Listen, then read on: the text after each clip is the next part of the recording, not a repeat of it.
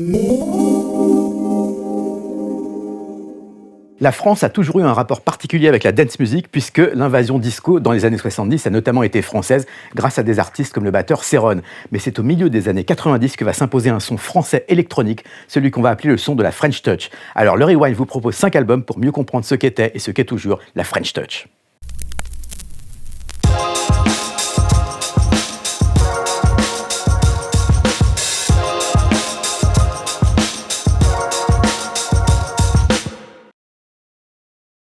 « 1996, c'est la sortie d'un album essentiel dans ce qu'on appelle la French Touch, celui de Motorbass. Motorbass, ce sont deux artistes, le premier Philippe Zdar Serbonecki, qui nous a quittés récemment, et le second un ancien punk appelé Étienne de Crécy. Avec cet album, on va retrouver tous les fondamentaux de ce qu'on va appeler la French Touch, ce son électronique, avec notamment, et c'est une des particularités de cette French Touch-là, un son très hip-hop, puisque notamment, il y a un sample de Gang Starr, le morceau Just to Get a Rap, sur le morceau Flying Fingers.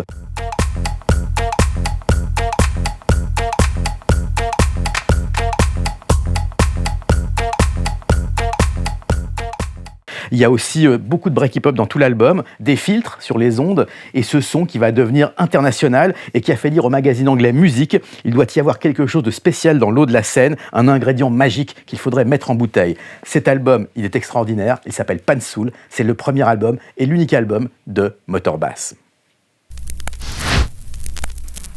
1997, cette fois-ci, Étienne de Crécy revient à l'assaut, mais avec un autre projet, le projet Super Discount, dont voici un quart. En effet, l'intégralité du disque, c'est 4 maxi, enfin des 10 inch comme on dit, qui rassemblés forment le Super Discount. Alors c'est assez amusant parce que finalement, qu'est-ce que c'est que ce concept ? Ce sont des morceaux qui sont presque tous réalisés par Étienne de Crécy, sous divers alias. Il y a La Chatte Rouge, il y a Minos pour Main basse sur la ville, il y a Mouloudji, écrit en phonétique aussi, rien à voir évidemment avec le chanteur Rive Gauche des années 60. Et puis on a aussi la participation d'artistes comme R, qu'on va retrouver dans cette sélection avec leur album Moon Safari, qui là participe au morceau Solidissimo, remixé par Étienne de Crécy.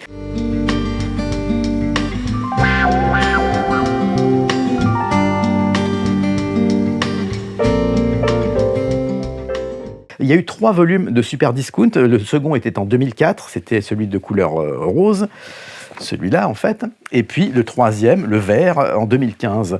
Alors ce qui caractérise cet album, c'est que ce sont des morceaux principalement instrumentaux, avec des titres qui sont inspirés des grands magasins, Tout doit partir, Le patron est devenu fou, Solde, et le plus connu c'est Prix Choc, avec le fameux sample Sinsemilia Marijuana. N'essayez pas ça chez vous, c'est encore interdit en France. Un morceau donc qui va devenir emblématique puisqu'on va le retrouver remixé et incorporé à diverses synchronisations. Donc, Étienne de Crécy a encore frappé, mais cette fois-ci, c'est avec Super Discount, une série de 4 EP, enfin 3 fois 4 EP, essentiels pour comprendre cette French Touch des années 90. 20 janvier 1997, un duo déjà connu des spécialistes de dance music va exploser avec son premier album officiel. Il s'agit de Guy Manuel de Homem Christo et de Thomas Bangalter, alias Daft Punk, qui ont déjà sorti quelques maxis sur le label écossais Soma Recordings et qui, avec cet album Homeworks, qui a été signé sur le label Virgin, qui a repéré le talent des deux jeunes DJ, va exploser puisqu'on parle d'un disque qui va rester 85 semaines dans les charts françaises et qui va être distribué dans 35 pays. Les morceaux sont devenus des classiques absolus. Daft Punk, avec évidemment la vidéo de Spike Jones, absolument spectaculaire, et puis Around the World avec la vidéo de Michel Gondry, Around the World, dont le titre est répété 144 fois dans le morceau original, un petit peu moins dans la version radio, avec une basse qui ressemble beaucoup à celle de Good Times, le groupe Chic, et puis un motif répétitif qui est basé sur des algorithmes et qui est effectivement un des morceaux les plus répétitifs de l'histoire, en tout cas dans les hit parades du monde entier, puisque ce morceau est un classique des clubs aussi bien qu'un classique radio.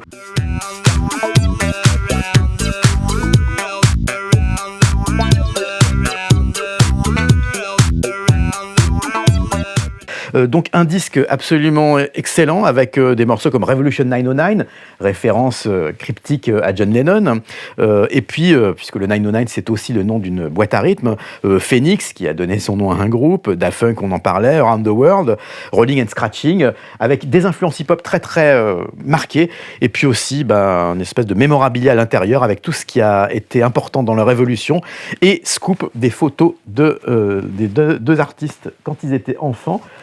exceptionnel parce qu'après quelques mois où ils ont suivi une carrière normale et où on les a vus pris en photo notamment dans des magazines comme L'Affiche, eh bien ils sont apparus masqués avec des casques de plus en plus sophistiqués jusqu'à leur dernier album Random Access Memory qui leur vaudra une présence dans les charts américaines et des casques avec des inscriptions qui défilent sur la visière noire. Donc l'anonymat pour une musique exceptionnelle, celle de Daft Punk et de leur premier album Homework. 16 janvier 1998, un jour important pour la musique française, puisque c'est le jour de la sortie de Moon Safari, le premier album du groupe Air French Band, comme il est précisé sur la pochette, pour ne pas qu'il y ait de confusion avec un groupe américain du même nom et du passé. Un album qui est un peu une erreur de casting, puisque au 14e Victoire de la musique, en 99, il obtient le titre envié de meilleur album techno ou dance.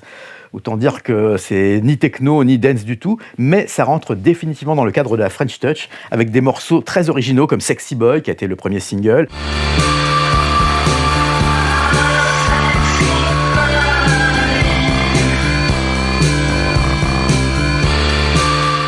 Beaucoup de musiciens américains ont participé, une ambiance très diaphane, une ambiance très atmosphérique en quelque sorte, jouée par deux musiciens qui sont Nicolas Godin et JB Dunkel, qui ont réalisé beaucoup d'autres albums par la suite et prouvé que ceci n'était pas donc un coup d'essai mais un coup de maître. Donc un album important, un album avec un son très sophistiqué. Ils feront d'ailleurs par la suite la musique de Virgin Suicides, le film dont ils ont fait entièrement la bande originale, le film de Sofia Coppola. Mais ça c'est une autre histoire, celle de la French Touch des années 90, c'est celle de Moon Safari, premier album de Air. Jump Cut aux années 2000, le 11 juin 2007 plus précisément. C'est le jour choisi par le duo Justice pour son premier album qui n'a pas de titre mais un logo, Cross, la croix. Donc Xavier Deronay et Gaspard Auger sont les deux membres de ce groupe. Un groupe qui pratique le blitzkrieg sonore avec un son extrêmement brutal et violent, presque punk mais totalement électronique, avec des morceaux comme notamment Fantôme qui reprend de façon assez clin d'œil le sample d'un groupe qui s'appelle Goblin, un groupe italien qui a fait les musiques des films de Dario Argento notamment. Le morceau, c'est la BO du film Ténèbres de Dario Argento, qui est réutilisé et redécoupé de façon assez agressive, on l'a dit. Le plus gros single de cet album, c'est évidemment D.A.N.C.E., qui est un hommage à Michael Jackson, qui reprend le groove de ABC des Jackson 5 et qui cite plusieurs titres de chansons de Michael Jackson.